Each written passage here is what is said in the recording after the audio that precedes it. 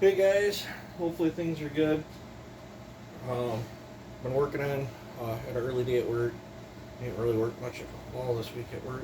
Gonna wait for a rough paycheck next week. Uh, this is that 1010 I tore down on the channel the other day.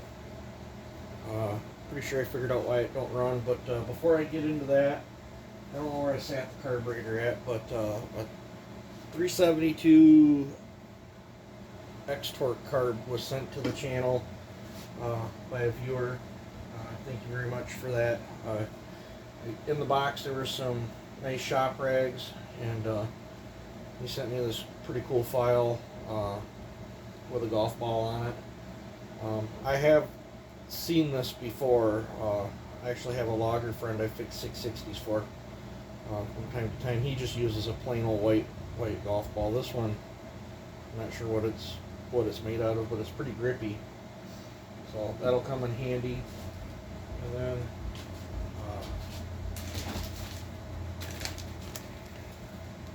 my full wrap for the 757 came in. So I have full wrap for that now. And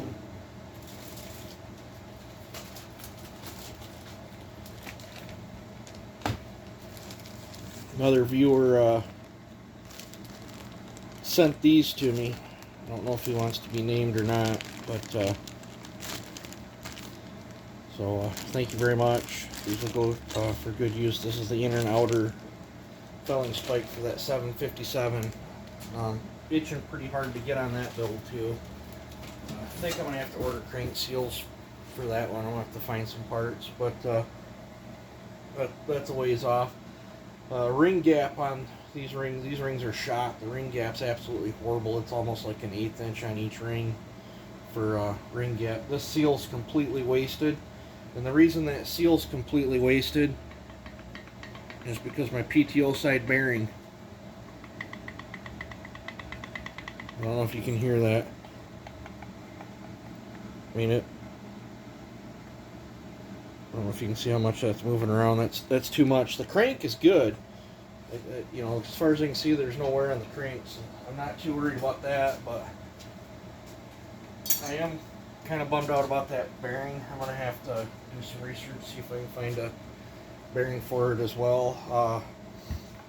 I know one of the viewers commented on the rings on this, where you can use 260 rings, and I talked to Bellhopper this afternoon too, and he said the same thing.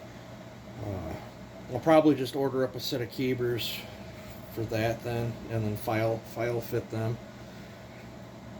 I'll look through my stock. I might have a set of rings floating around. If I have a set of chrome rings, I'll use them. If I don't, I'll probably just pick up a set of cabers. I believe this is just an iron bore. I don't even think it's a chrome cylinder. It don't look chrome to me, but it could be, and I just not used to working on these oddballs. I only got 2 bolts. Only got 2 bolts holding that piece in. My sinuses are acting up from painting that hood. But yeah, that bearing's roached. I did get all the carbon cleaned up in there, and then rechecked my squish. That's why this was put together, and it's actually 55 squish. And I'm sort of conflicted. I don't know what way I wanna go yet. I got to do more research. This gets fed through this spot right here, and there's a lot of flashing and stuff. So I'm probably gonna smooth that up for sure. I checked. That's what this black stuff is. I checked where this thing would freeport, and I've got a ton of room before it'll freeport. So I'm thinking about machining both these pockets down. I'm I'm actually thinking about machining both these pockets down. I mean, if you guys want to hear my ideas and stuff. Nothing's set in stone yet, but I'm thinking about machining these pockets down so I can get this crank and connecting rod and everything closer to the top. Actually, I want to bring it so much so that the piston will hit.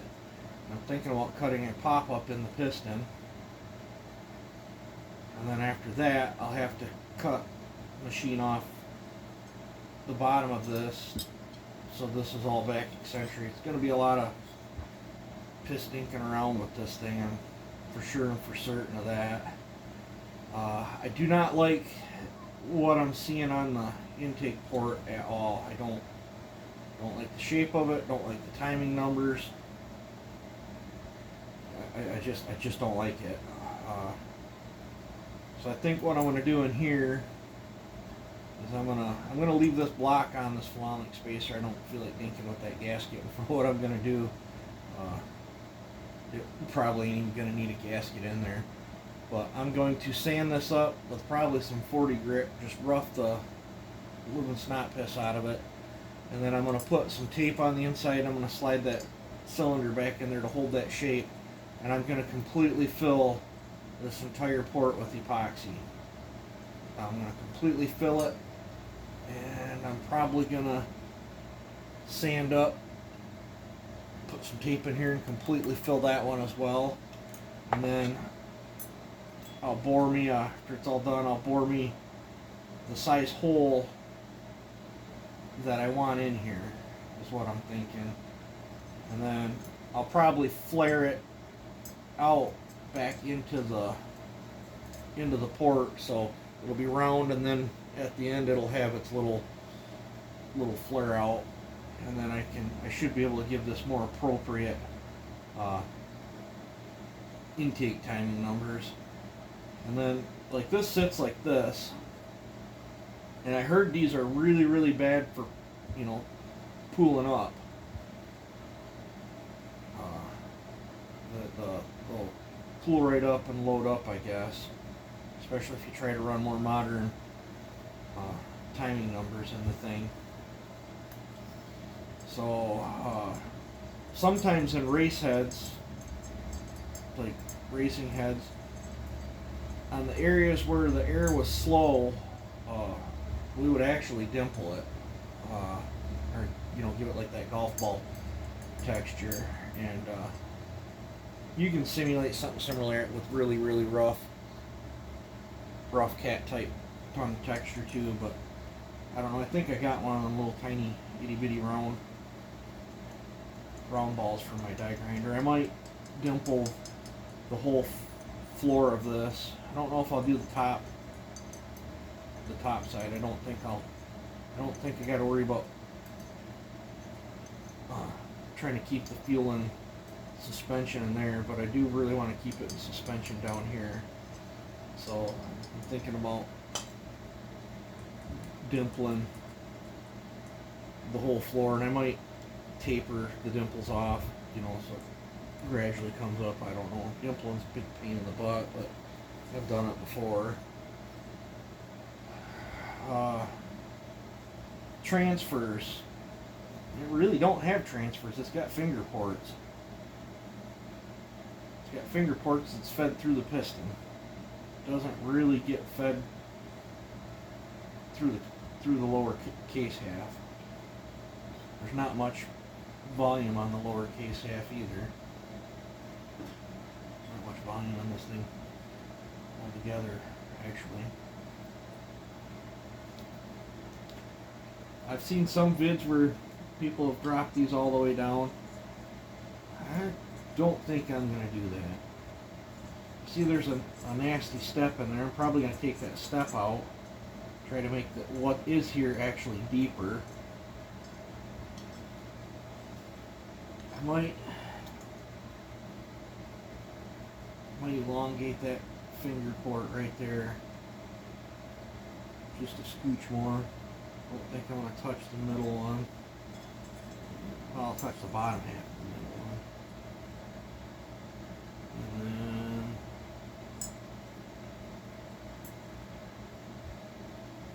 I don't know, take enough piston support away if I merge this one into that one, or if I should just leave the exhaust one alone.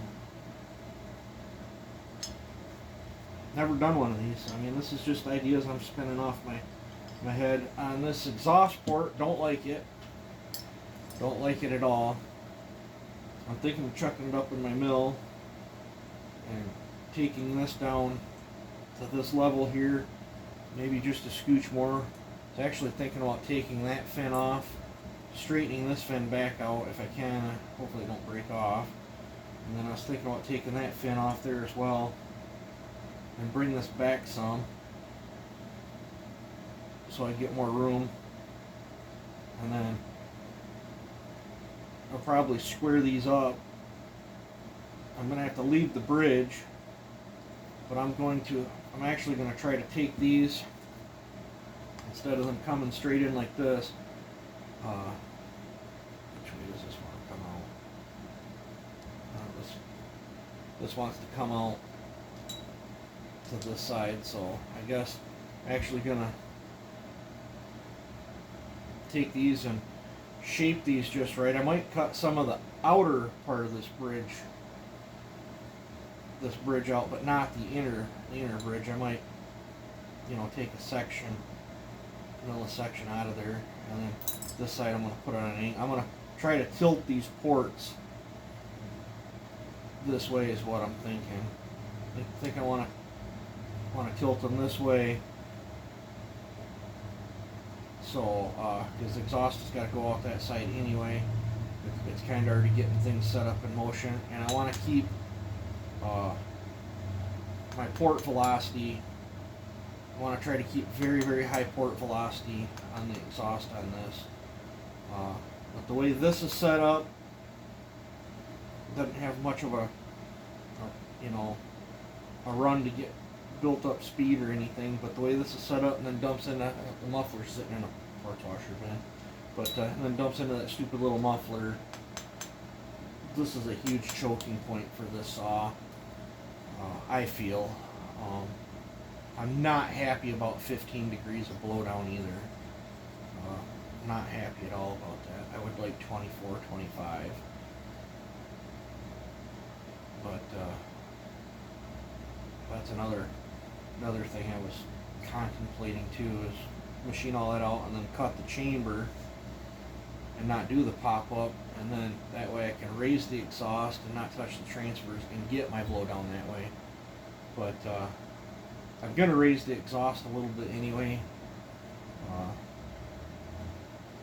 I've heard some other people tell me that's a no-no on these, but I think it's at 105. I think I want a 102 roof. And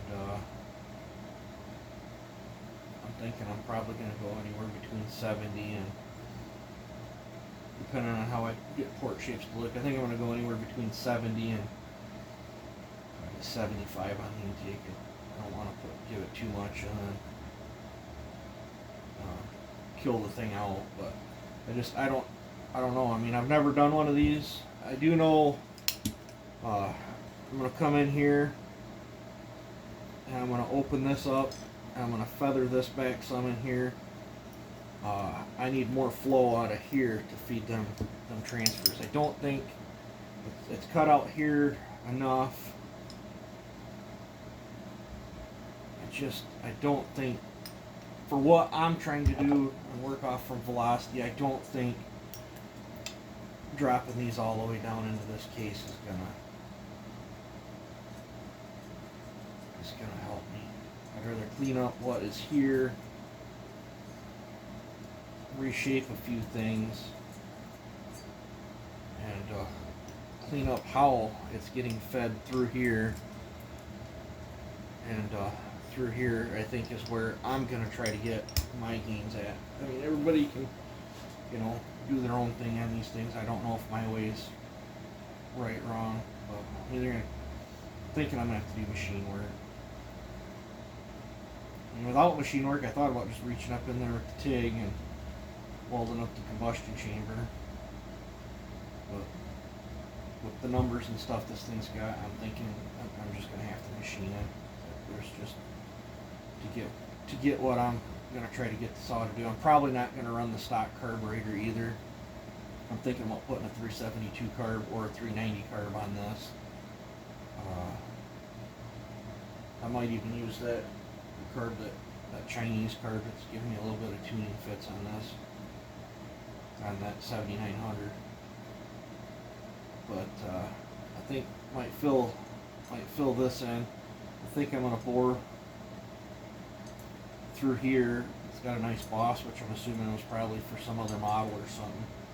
I think I can bore right through here to get to my impulse and put a tube right here, and then I'll just drill a hole somewhere in there, feed a line up to feed the 372 or 390 carb is what I'm thinking. I don't know. I could be totally wrong, and I mean, however this works out, at the very worst, it's either going to blow up, not run good, and we'll have a nice clean yellow doorstop. So, but I don't know. I want to do me. I don't want to try to copy some other builders' builds. I want to put my own spin on it. Do the thing that I do, or the thing that my gut is telling me to do, I guess. I'm thinking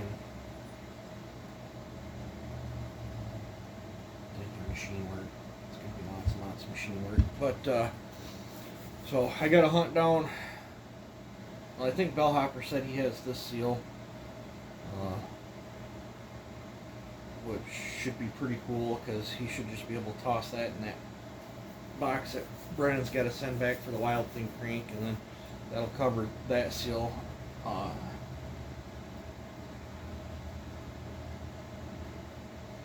This seal's still flexible, but there's not much tension on it. I don't want to do all this work and then have to end up with an air leak. So I've probably blabbered on here enough. So don't be surprised if this gets boxed up and set off to the side for now until I get parts. But I'll have plenty of other projects coming up once I get the crank back for the Wild Things. I can get back on that. I got Doug's 7900 I got to get back on too. Got that 757 I want to dive into. Might be a couple other port jobs popping up. I don't know if I can fit them in or not. It just depends on my schedule. So, alrighty, that covers that. You guys take it easy and have a good one. Holy crap, I blabbered on here for 18 minutes. Alright, you guys have a good one. I'm out.